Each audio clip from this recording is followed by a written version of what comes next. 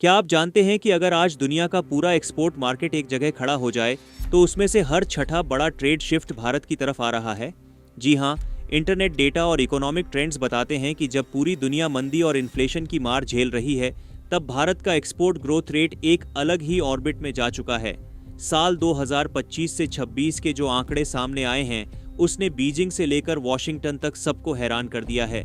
भारत ने 863.1 billion dollar के all time high export का एक ऐसा महा रिकॉर्ड बनाया है जिसने यह साबित कर दिया है कि 21वीं सदी भारत की ही है।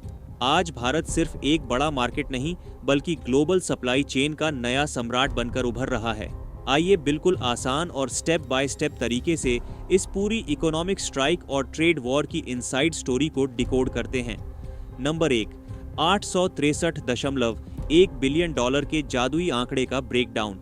भारत की इस ऐतिहासिक सफलता को दो सबसे बड़े पिलर्स में समझा जा सकता है। Merchandise export 441.8 billion dollar.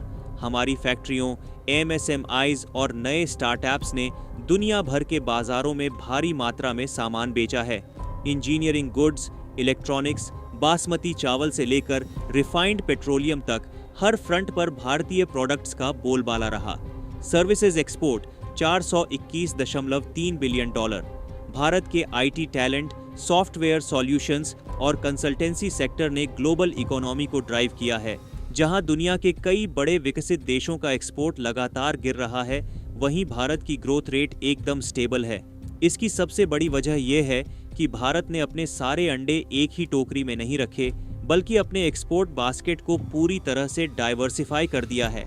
Number 2, new India की आक्रामक ट्रेड डिप्लोमेसी। पहले का भारत अक्सर फ्री ट्रेड एग्रीमेंट्स एफटीएज से झिझकता था, लेकिन आज का भारत अपनी शर्तों पर डील साइन करता है। मई 2022 से अब तक 4.45 लाख से ज्यादा सर्टिफिकेट ऑफ ओरिजिन जारी किए जा चुके हैं। यूएई, भारत ने यूएई को सिर्फ एक देश नहीं बल्कि पूरे मिडिल ईस्ट के लिए अपना गेटवे बनाया है, जहां आज 853 अलग अलग कैटेगरी के प्रोडक्ट्स एक्सपोर्ट किए जा रहे हैं। ऑस्ट्रेलिया के साथ हुए एग्रीमेंट में हमारी 5,668 टैरिफ लाइंस शामिल हैं, जिसकी वजह से भारतीय टेक्सटाइल और एग्री प्रोडक्ट्स ने ऑस्ट्रेलिया के स्टोर्स पर जगह बना ली है।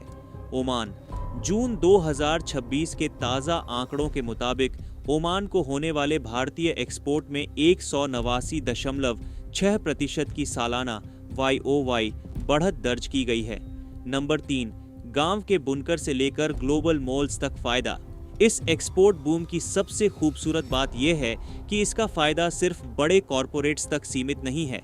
सरकार ने अपनी ट्रेड पॉलिसी में लेबर इंटेंसिव सेक्टर्स, जहां ज्यादा लोगों को रोजगार मिलता है, को सेंटर में रखा है। जब भारत यूके और न्यूजीलैंड जैसे देशों के साथ डील्स करता है, तो यह सुनिश्चित करता है कि हमारे टेक्सटाइल, फुटवियर, जेम्स ज्वेलरी और हैंडीक्राफ्ट्स को जीरो ड्यूटी एक्सेस मिले। यूके के साथ हुए समझौते से 99% भारतीय सामान पर कोई टैक्स नहीं है, जबकि न्यूजीलैंड ने 100% रास्ता साफ कर दिया है। यानी आज गांव के एक छोटे कारीगर का बनाया कपड़ा भी लंदन और न्यूयॉर्क के मॉल्स में अपनी सही कीमत पर बिक रहा है। नंबर 4, डिजिटल वेपन्स और चाइना +1 स्ट्रेटजी। भारत ने इस ट्रेड वॉर को सिर्फ कागजों पर नहीं बल्कि डिजिटल प्लेटफॉर्म्स के दम पर जीता है। वाणिज्य मंत्रालय, कॉमर्स मिनिस्ट्री ने ट्रेड ई कनेक्ट और TIA जैसे स्मार्ट पोर्टल्स तैयार किए हैं। इन पोर्टल्स के जरिए भारतीय एक्सपोर्टर्स को रियल टाइम डेटा मिलता है कि किस देश में किस सामान की डिमांड है और वहां के नियम क्या हैं। इसके साथ ही पूरी दुनिया आज चाइना +1 स्ट्रेटजी अपना रही है। ग्लोबल कंपनियां अब अपनी मैन्युफैक्चरिंग के लिए सिर्फ चीन पर निर्भर नहीं रहना चाहती। भारत ने इस मौके को हाथ से नहीं जाने दिया। आईफोन की असेंबलिंग से लेकर सेमीकंडक्टर चिप्स की तैयारी तक भारत दुनिया का नया बैकअप नहीं बल्कि प्राइम चॉइस बन चुका है। हमारे गतिशक्ति मास्टर प्लान और नेशनल लॉजिस्टिक्स पॉलिसी ने पोर्ट्स तक माल पहुंचाने के समय को आधा कर दिया है। पिक्चर अभी बाकी है। 2030 तक $2 ट्रिलियन का विजन। वाणिज्य मंत्रालय और PM मोदी का विजन एकदम क्लियर है। साल 2030 तक $2 ट्रिलियन का एक्सपोर्ट हासिल करना। 863.1 बिलियन डॉलर का यह आंकड़ा तो बस एक शुरुआत है। भारत अब सिर्फ कंज्यूमर मार्केट नहीं बल्कि दुनिया का सबसे भरोसेमंद मैन्युफैक्चरिंग हब बन चुका है। यह हमारी ट्रेड डिप्लोमेसी, व्यापारियों के साहस और बेहतर नीतियों का ही नतीजा है कि आज पूरा विश्व कह रहा है, इट्स इंडियाज टाइम।